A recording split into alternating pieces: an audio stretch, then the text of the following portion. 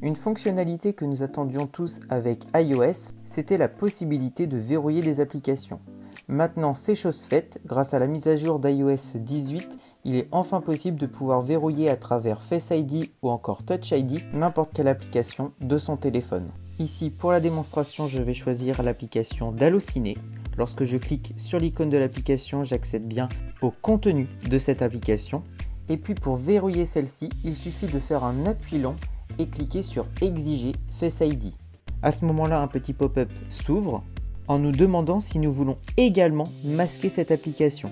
Nous y reviendrons plus tard, mais ici j'exige uniquement Face ID et lorsque je clique sur l'icône de l'application pour l'ouvrir, l'authentification se fait afin d'accéder à son contenu. Je peux même le faire une deuxième fois lorsque je ferme l'application puis je la rouvre. De nouveau, Face ID est requis.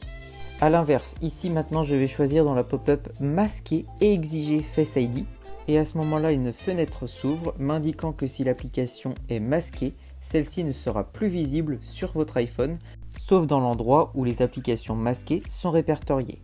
Donc lorsque je valide, je peux voir l'application disparaître et pour la retrouver, on balaye à droite au sein de la bibliothèque d'applications et on retrouve un dossier masqué en bas à gauche. Je n'ai donc plus qu'à cliquer dessus, Face ID est utilisé pour l'authentification et l'application apparaît. Donc si vous avez des applications sensibles, il peut être intéressant de les masquer pour éviter que votre entourage ne le sache. J'ai donc fait le tour rapide de ces deux nouvelles fonctionnalités disponibles grâce à la mise à jour d'iOS 18. Et en ce qui me concerne, je vous retrouve pour une prochaine vidéo sur une autre fonctionnalité.